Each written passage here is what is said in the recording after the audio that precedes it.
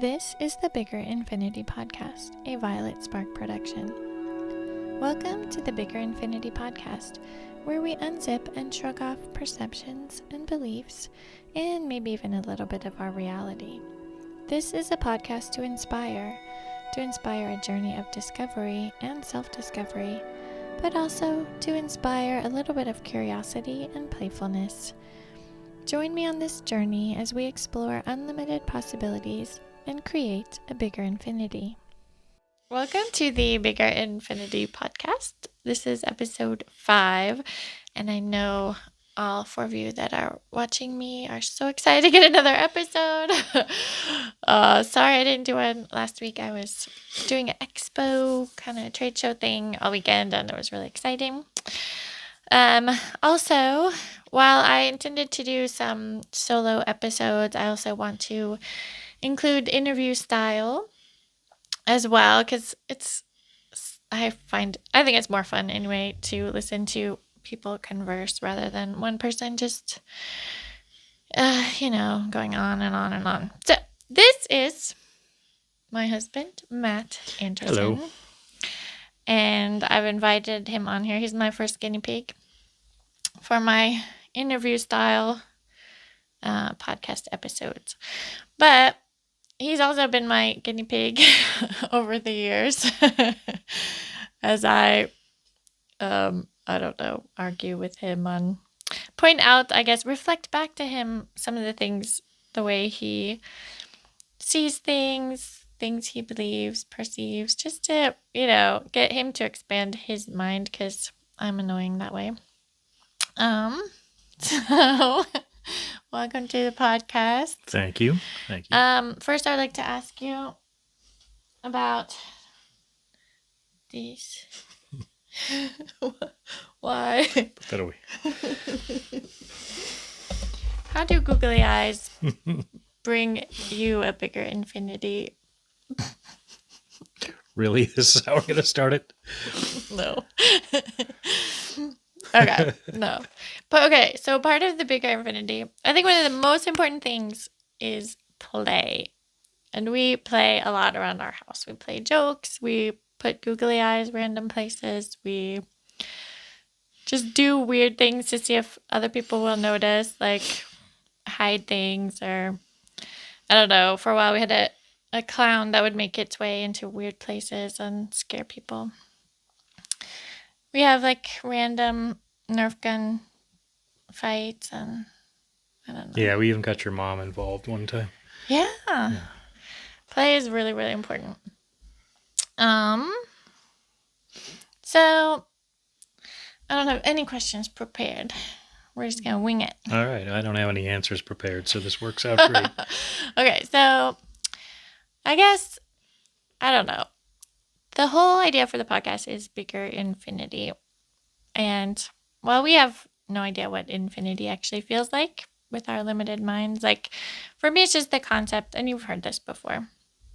For me, it's just the concept of like just expanding your possibilities, expanding your awareness, allowing for more choices, more freedom. So I don't know. Tell me how you've used this, or how you think about it. Well, I mean, I guess, we've touched on this in conversations leading up to this interview. And I know I mentioned to you that, the first thing that pops into my head that kind of relates to, bigger infinity and how the whole concept and idea works is my business, and how, I've gone from, something that at one time just seemed like it could be maybe a hobby that I might be able to afford a little bit, to a full-blown career, something that is what I do now.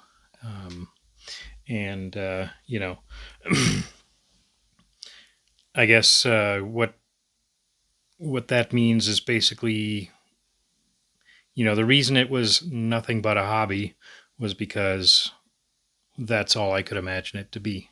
Yeah. And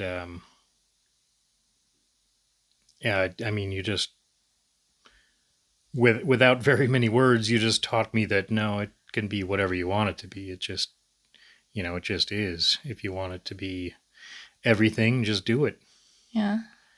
And I think that just carries over into kind of everything, anything that you think might be possible.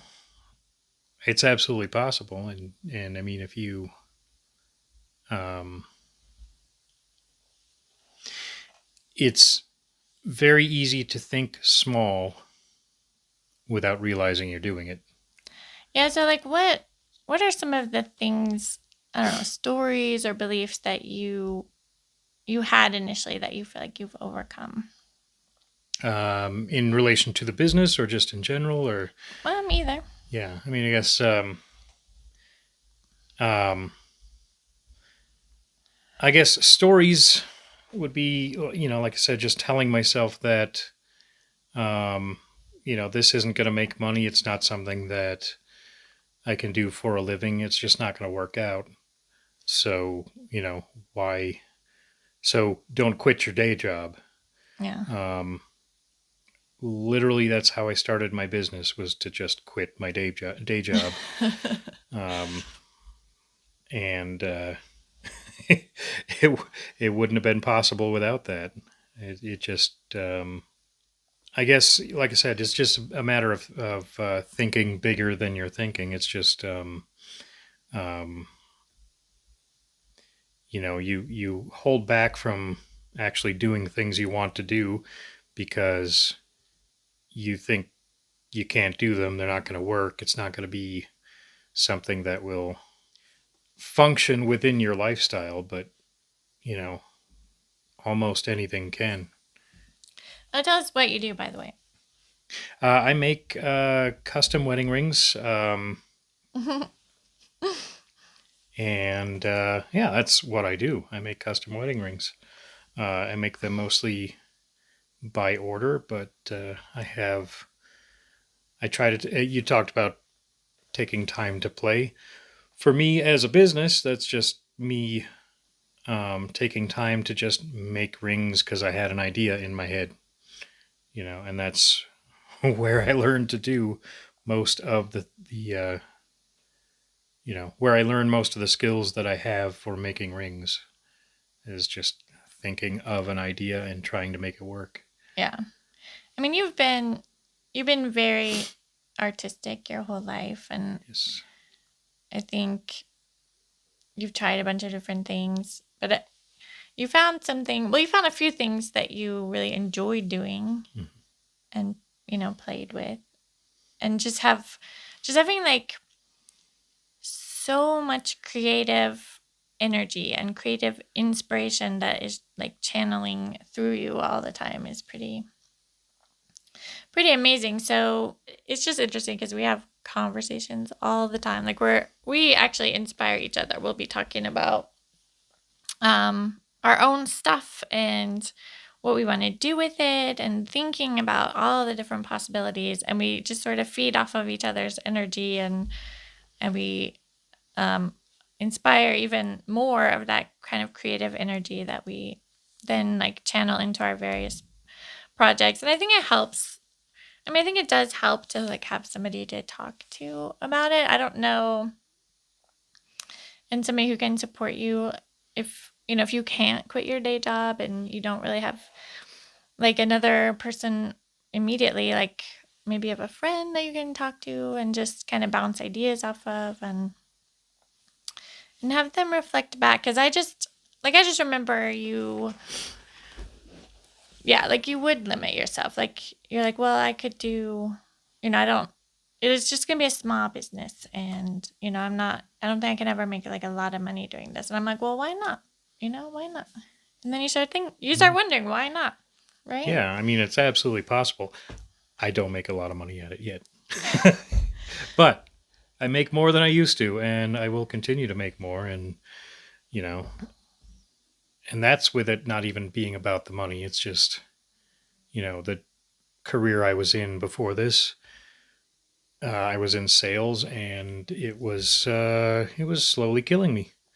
It was just um, Yeah, I mean, it was It was just soul sucking. soul sucking. Yeah. So, and I'm doing this because this is what I want to do. This is um, giving me the freedom to express myself artistically and just make things.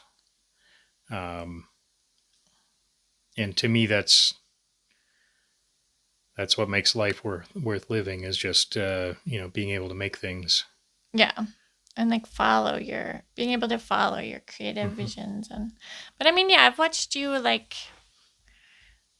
continually like bump up against, I don't know, fears or beliefs and like open up to more possibilities, Hmm.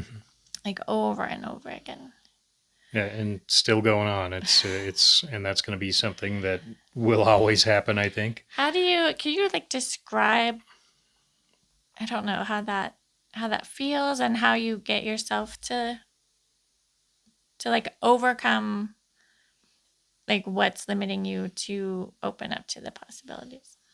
I mean, I guess the first and foremost, the biggest um, trick, if you will, to overcoming that is realizing that it's you that's limiting you. And like I said, it's from the beginning. It's just been, um, me. The whole thing started out me thinking I can't do this for a living. That's not, it wasn't something I considered because it wasn't possible. And it was pointed out to me um, that it's possible. And, you know, so just by recognizing that I'm limiting myself opens the door to something different, something bigger. Yeah. So find somebody or just ask yourself, why not? When you hear yourself saying something, and we've talked about this before on the podcast, like, you hear yourself with a limiting belief, like yeah, maybe I could do that, but I'd never make money or I'd never be able to whatever. I can't do that because of whatever. Just ask yourself, why not? What if I could? That's it. What I love Hmm. playing with what ifs. Yeah, you do. It's I know that's been kind of a theme in as the idea of bigger infinity develops. I know that's been kind of a theme for you, and just the existence of that notion has been, it's kind of what I was talking about before. Everything that everything that I've learned from the whole experience, just sort of summed up into two words. It's just kind of um, it's the key that opens doors. It is the key. What if? Yeah, and I mean you've been so supportive of me.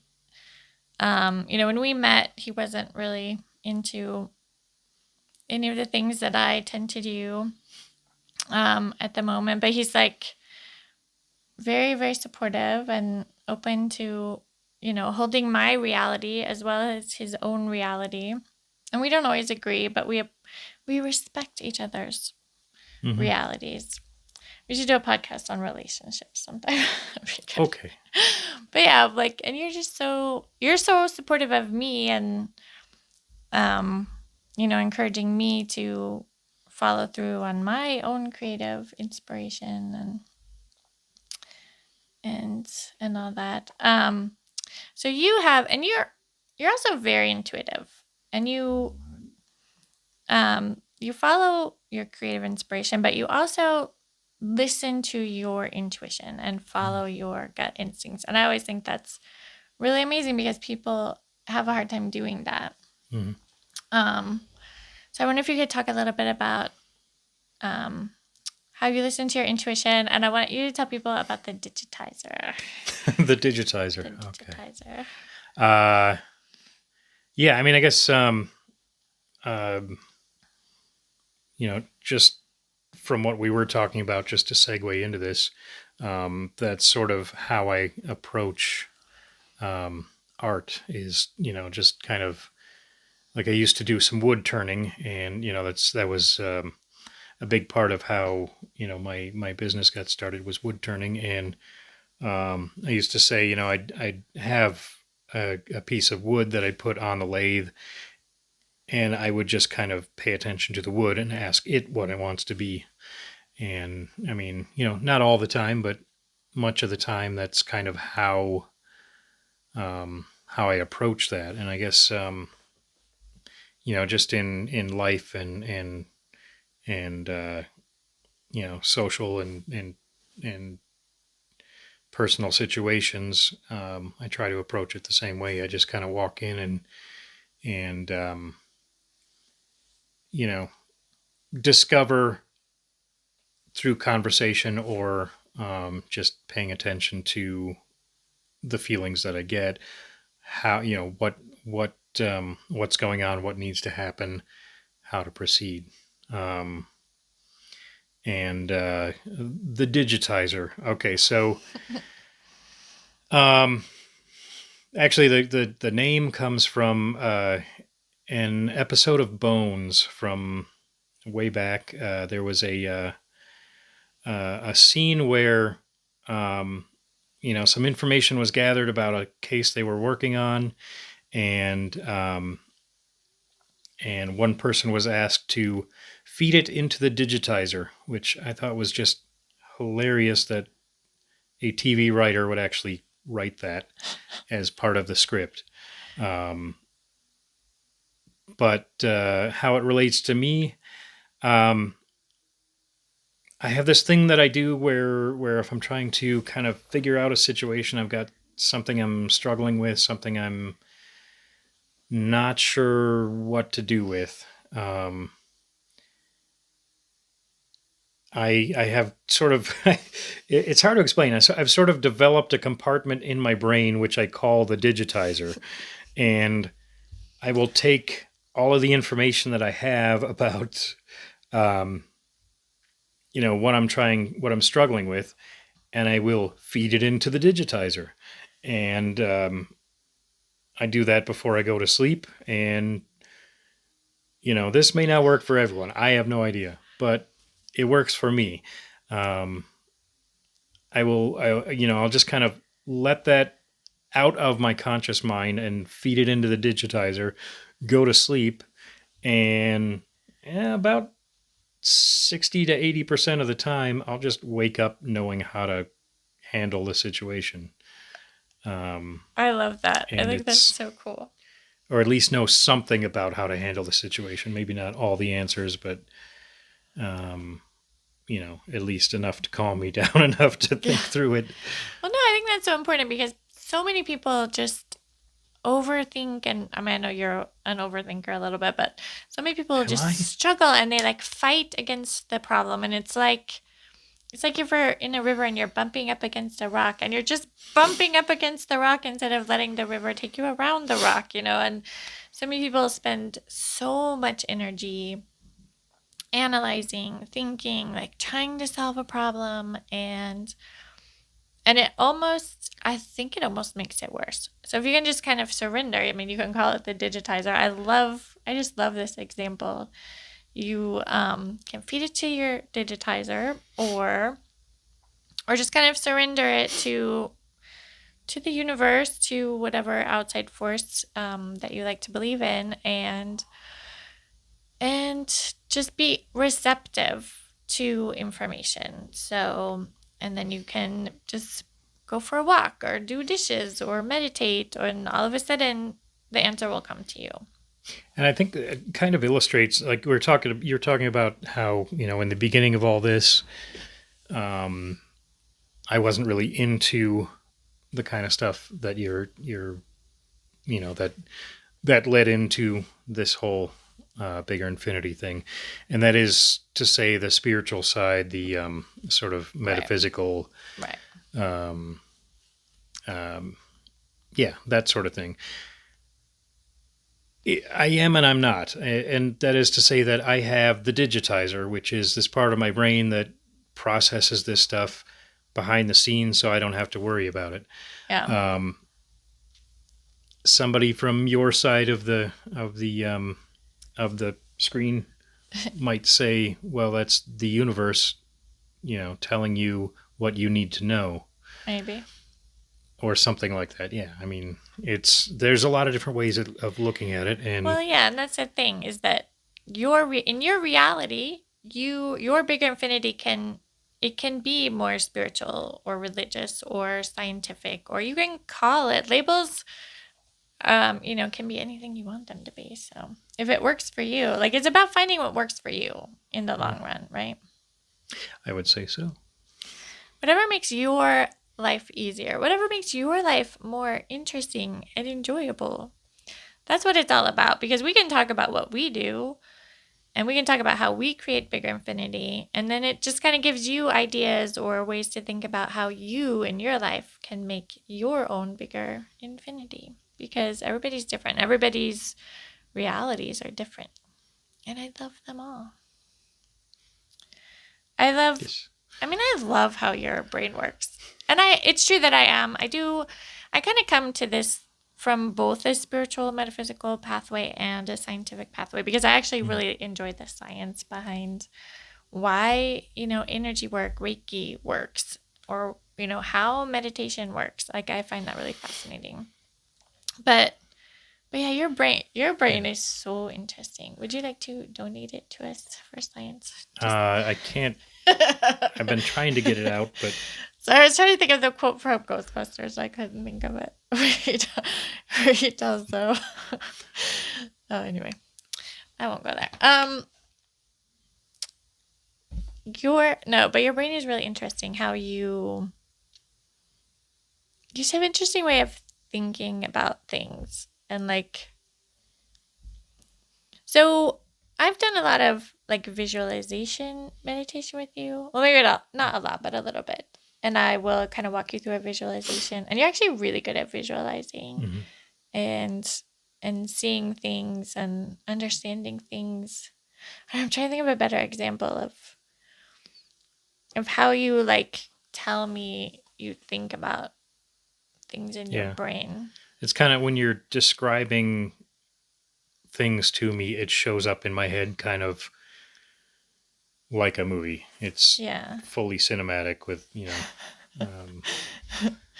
music, theme song. Yeah. Dolby surround sound. It's pretty cool. It's really interesting. Is there anything else you would want people, I don't know, tips or tricks that kind of help you, or anything you think is helpful? I have no idea. I don't know that. I guess I don't feel qualified to offer life advice necessarily, but if I did, would it's not advice, but like tips or tricks. Yeah, which is nothing like advice. Now, if I did, I would probably talk about things like positive attitude and just keeping things in perspective. Because I mean, I have spent a significant portion of my life, working through depression and anxiety and all kinds of other things. And, I think the thing that keeps me going is knowing that that's something to work through. It's not a permanent condition. And I mean, same goes for, the doubts and the self limitations, is just knowing that,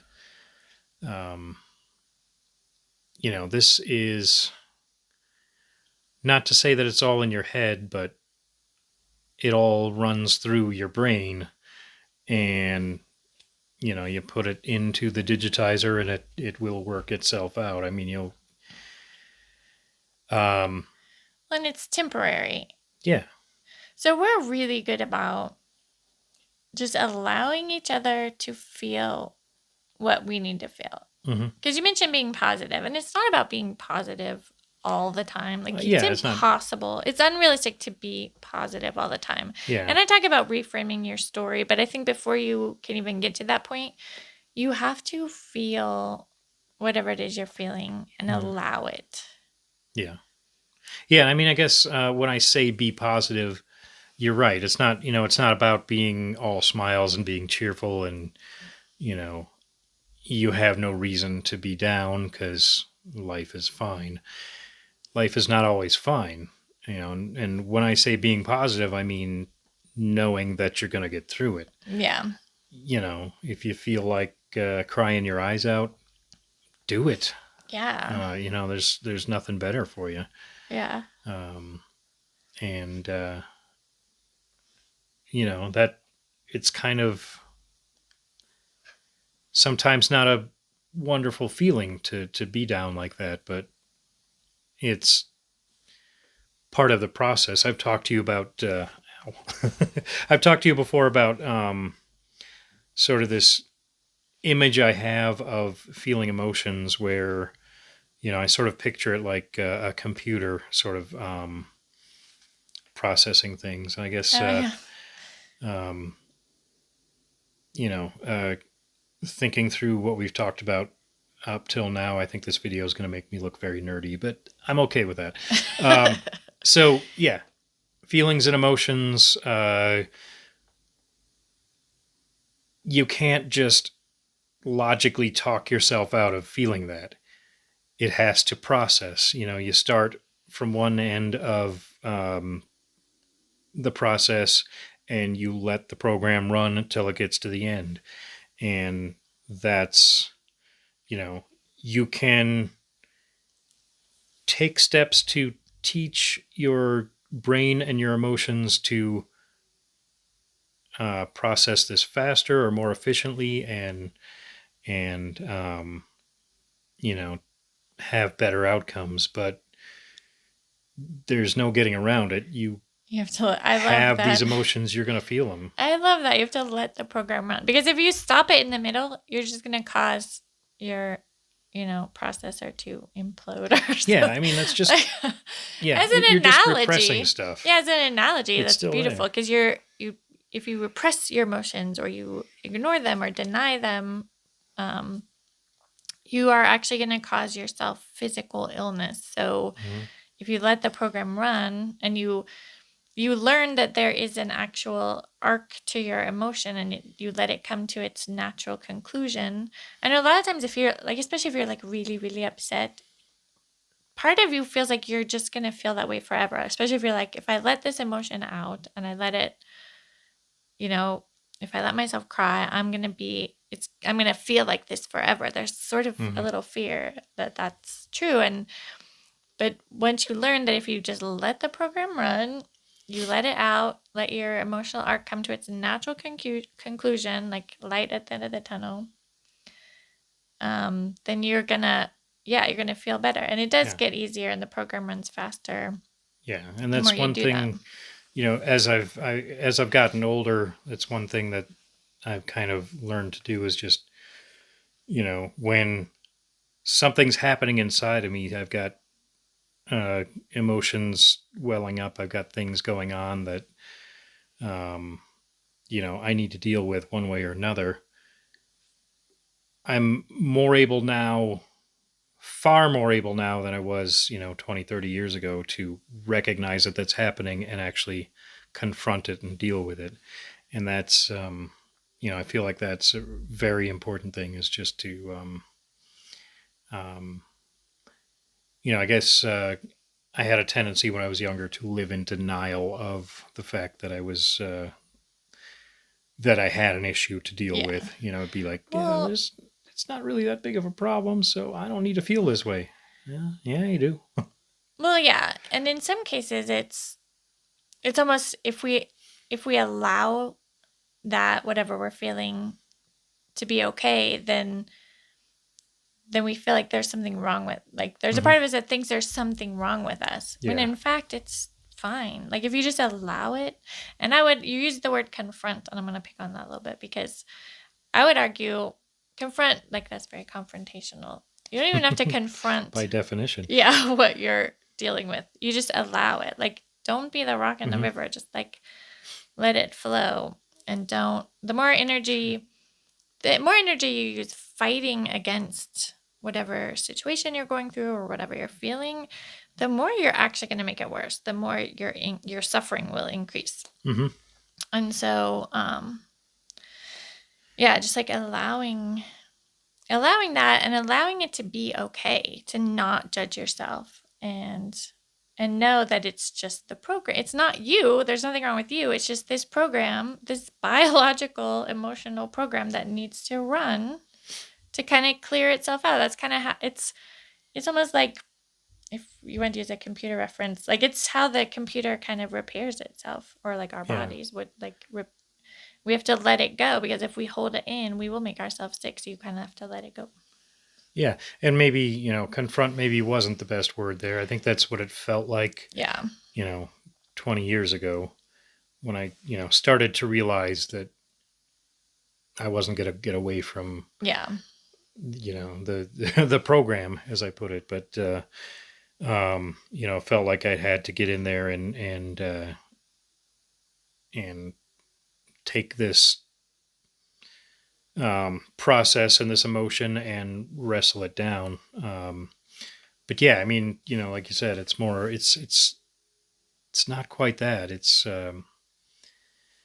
it's there. It's going to do everything it's going to do, regardless of how you treat it. And, if you work with it and process it properly, it goes a lot easier, and the end result is just a lot easier to deal with. Yeah. And I haven't done a podcast on this yet either, but I think the two things that cause suffering are resistance and seeking. So if you're really struggling with this situation, I think it's really important to ask yourself, what am I resisting? You're fighting against whatever situation you're in, or the experience you're having, or the feeling you're having, or the thoughts you're having. You're resisting, you're fighting against that, or you're seeking to be a different way. Like, I don't want to feel like this. I want to feel differently. I want things to be differently. But by focusing, like by resisting or by seeking, you are just sending energy to things that maybe you can't change, or by just allowing everything to just be and be as it is, you can find peace where instead of suffering. Mm-hmm. Does that make sense? I'm not really. That makes sense to me, but I talk to you every day. I need to do I need to do a whole podcast on resistance and seeking. But yeah, I mean, I guess that makes a lot of sense. It's a very good summary of what we've been talking about. It's just kind of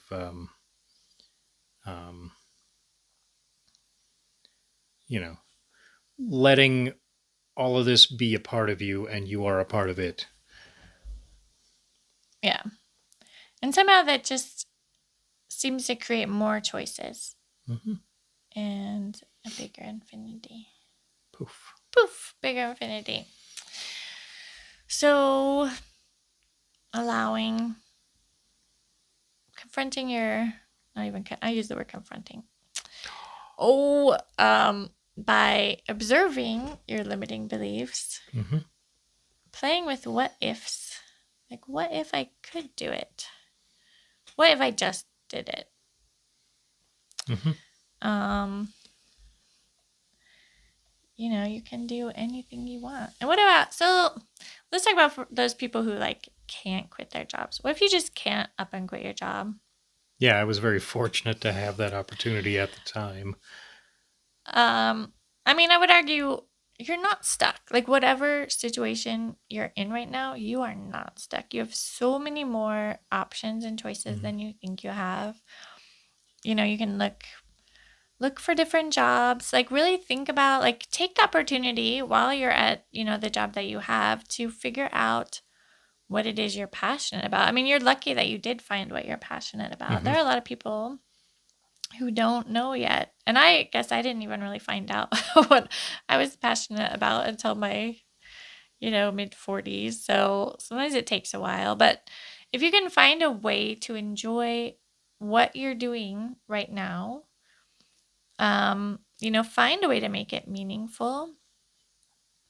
And, at the same time, explore all of the choices that are available to you and what your interests are and what you can do with those.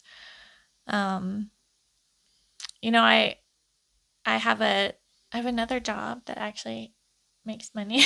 I don't actually make money from this podcast or anything, but I'm writing a book and like I'm doing other things and I have a few clients, but I actually have a full-time job and it's not always fun and it's not always what I want to be doing, but sometimes you just have to think about what you're doing in a different way. Like you just look at it from a different perspective, like, oh, I have to do this today. Well, what if I decided to enjoy that? What if I really took an interest and made it fun, or I don't know, just looked at it from a different way.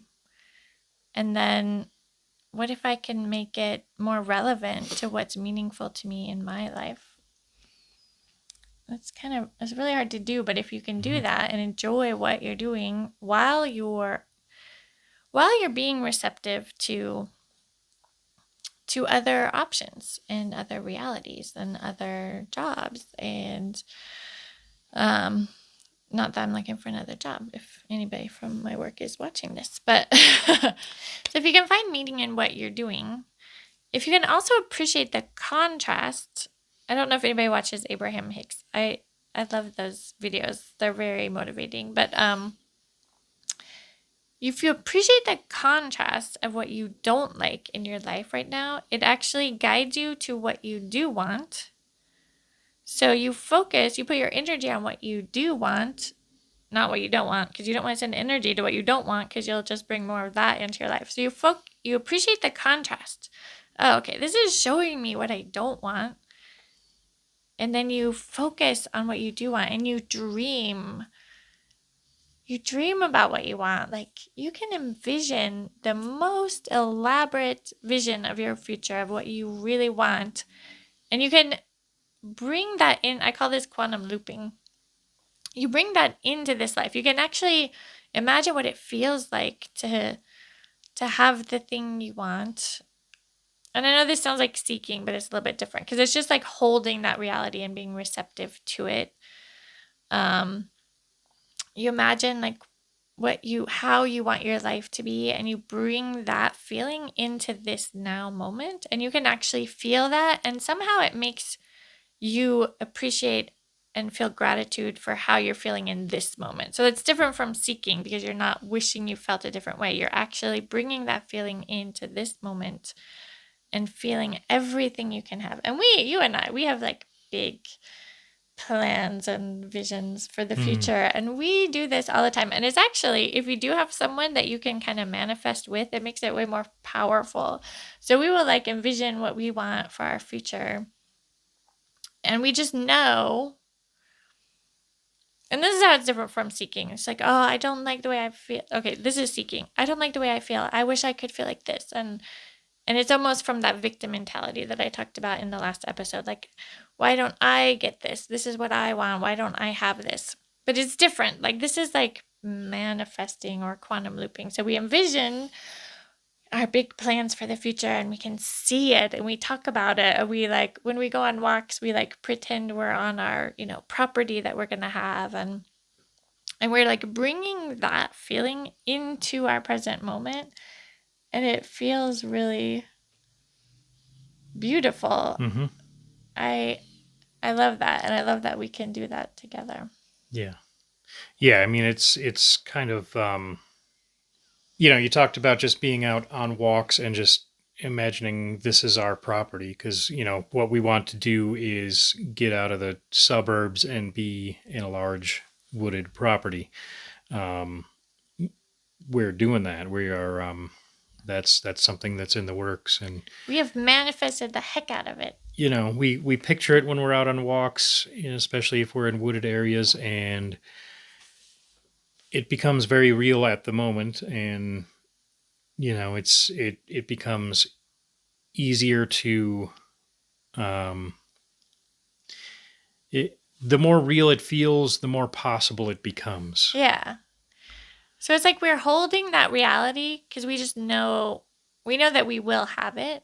It's about just knowing that you will have the reality that you want. It's not about seeking it because you deserve it or whatever. It's about knowing that you will have it. And that is how you get a bigger infinity. Now we know. Now we know. Oh my gosh, this has been really fun. We should do this more often. Okay. Well, we do this all the time. Yeah, we do this Just all the time. rarely in front of a camera.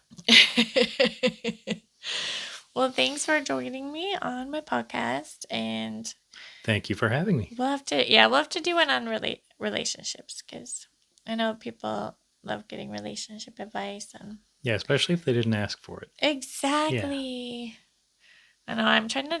I was talking about how much I love giving advice, and I'm trying not to give advice right on my podcast. It's really hard not to give advice on a podcast, especially if you're the only one talking. But it's just to give people. It's just to give you guys ideas.